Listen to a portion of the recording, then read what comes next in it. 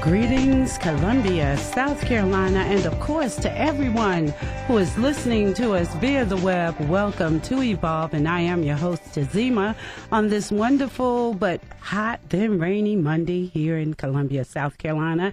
Anyway, this evening we are going to have another great show for you because back by popular demand, and I mean by popular demand, is Christopher Duane. You guys remember him from last week, and we were discussing the collapse of the U.S. dollar. And there is so much information to get out to you. So we didn't spend a whole lot of time on solutions. So tonight, Christopher will offer us solutions on how to guard and prepare ourselves against this wait a minute. I'm sorry, y'all. My phone is ringing. Inevitable collapse. Now, for those of you who may have missed the last week that Christopher was on the show, hold on. I am so sorry about this. The last week that Christopher was on the show, Christopher is a financial and investing expert and the founder of the Sons of Liberty Academy. Chris is also a U.S. Marine and venture capitalist and became a self-made millionaire by the age of 30. His YouTube channel, Greatest Truth Never Told, and I'm telling you guys, you have to go there. Greatest Truth Never Told has over 3.6 million views since its debut 9 months ago, and I'm sure it's probably got more than that now. He believes massive change is coming, and that if you are aware and prepared for this change, you will be able to create generational wealth. And one of the things, like I said last week, that I really respect about Chris, among many, because the more I know about him, the more respect I have for him, is he will tell you, don't take his word for it. Seek this information out for yourself.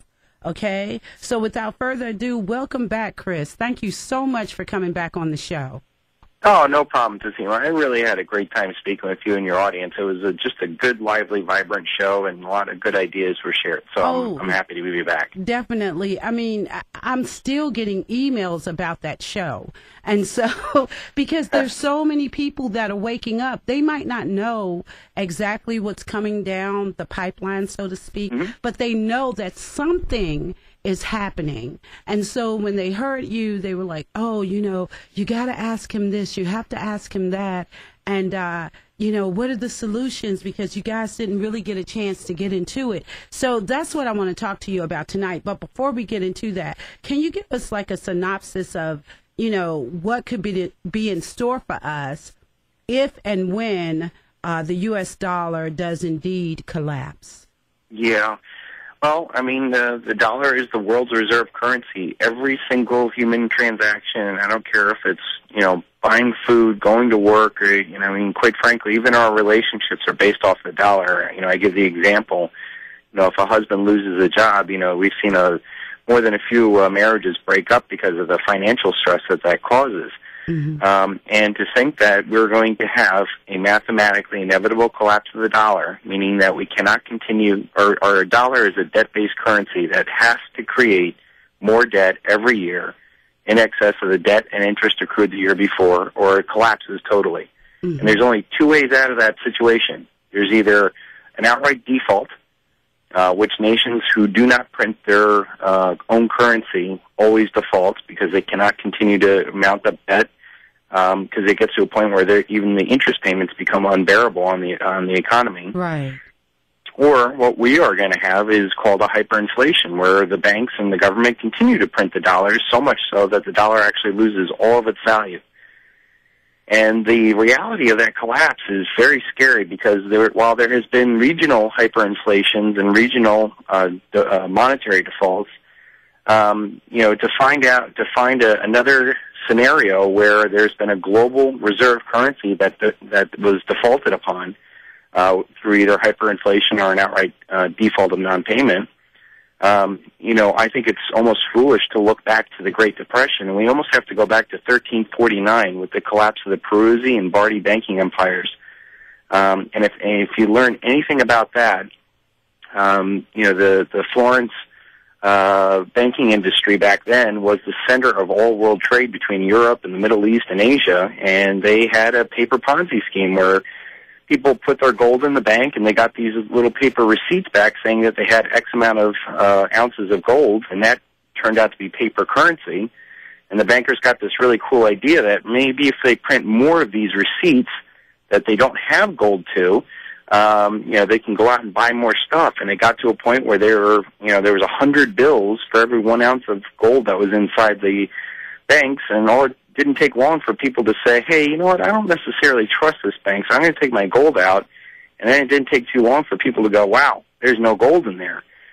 Wow. And the result of that is the Middle Ages, and there was about 100 years of just absolute economic, social, political drama that resulted in 25% of the European population dying. And here we are in a world where we don't even know how to grow our own food. Right. And we're going to have that kind of level of collapse globally all at once. It's a scary, scary reality. I was joking with you today. I said I was looking at some more of your videos that you have posted to your YouTube channel. And for the first time, I really felt like I was in the Matrix and like you're Morpheus, okay? Yeah. Like you're Morpheus, because it's like, oh my gosh. I mean, first of all, I have to say this. You guys have got to go to his YouTube channel because the videos are so informative, and something in your spirit, in your gut says, wait a minute, that makes sense. And but I'm going to tell you, Chris, for me, what I ended up thinking about today was Katrina and how awful that was. But that was an isolated situation, even though, it's so unfortunate and it's burned into all of our memories. It was an isolated situation. So I can only imagine what it would be like for the entire nation to become like a Katrina, where people are struggling to survive. And that's the fear. That is the fear. People don't want to think about that because that's a horrible place to be, to have your, to even allow your thoughts to go there. What will you do? Who will you protect? Where will you go? Do you have enough food? Do you have enough water? And so I don't know. I mean, I'm stumbling because it's just like you were saying. I'm sorry. And it's scary because people don't have the language to describe, what to do in that scenario. I think, everybody's got that fear of, what would they do? And I have learned through all my personal experience in the Marine Corps and personal business and, retail business that the better you are at educating yourself, things become less scary. You start focusing on things that you can control and not worrying about things outside of your control.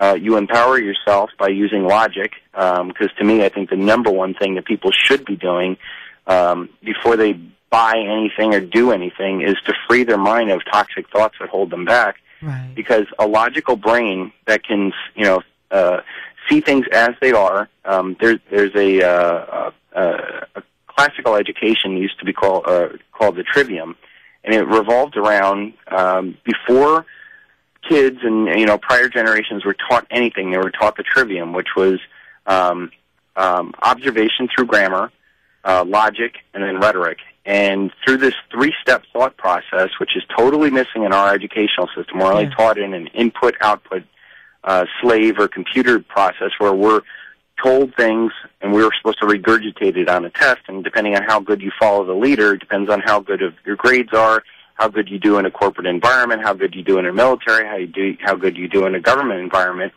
But a classical education revolved the three-step thought process where we were trained to observe a situation through grammar or symbols or words or like a kind of a crime scene investigator, see what things are, look at it unemotionally, look at it, like a scientist would. And then use logic, and that's what's completely missing. And that logic is your freedom, because when you actually have a choice to interpret what you're seeing, where you think it's going to go, and to be able to choose based off of your logical thought, you're able to be free to do what you want. Instead of this input-output mentality where they tell you a lie and you have to repeat the lie and you'll get an A. Right. And when you have this logical step, and you're able to see things as they are, you all of a sudden realize the world is not scary because it's really run by dumb people. It's almost a suicide pact that we've all grasped onto. I mean, it's insane that our society wants to consume more than it produces. That we, devote more time and energy to entertainment than education. Right. And that, really all we need to do in this catastrophe that's coming is really just stay ahead of the crowd. I mean, get out of urban areas. You mentioned Katrina. The reason why it was so bad is because most people that are in urban areas don't have any means of food production. They're not allowed to have weapons. They're not allowed to, store up a lot of food, and you're in a tight, enclosed environment with other ill-prepared people. Well, that's why we have crimes and rapes and murders and all that nasty stuff that happen. And yet when natural disasters hit less populated, more family-friendly, more people of the earth areas like in the Midwest. I mean, geez, we see these floods wipe out, entire counties, and tornadoes wipe out whole towns, and you don't see the level of rioting and looting and pillaging and stuff, and it's because these people are prepared. They have a better sense of values. They're not aggressive narcissists that are attracted to urban areas and where they're going to, run with the sharks and make a whole bunch of money and stuff like that. They're more laid-back, family-minded people. Right. So I recommend people look at where you are right now. Free your mind and then say, hey, where am I right now? Am I in an area where people will cut me off in traffic? It's probably not going to be a good place when people are starving or there's no food around. Right. But if people, one of the reasons why we moved out to Ohio, I was in New Jersey, and I moved out here. One of the reasons why we moved to Ohio, and I was telling my friend this, when we came out to the local Applebee's, me and my wife came out of the car with our 2 kids. We had a 3-year-old and a newborn at the time. And a girl opened up the double doors inside there, and I realized it was the hostess. So she opened up both doors. I said, thank you. She went right behind the counter, and she said, now, how may I help you? And I said, you already did. I said, I'm flabbergasted. In New Jersey, people wouldn't even look up at me, Right. coming in the door, much less helping out. So look at who you are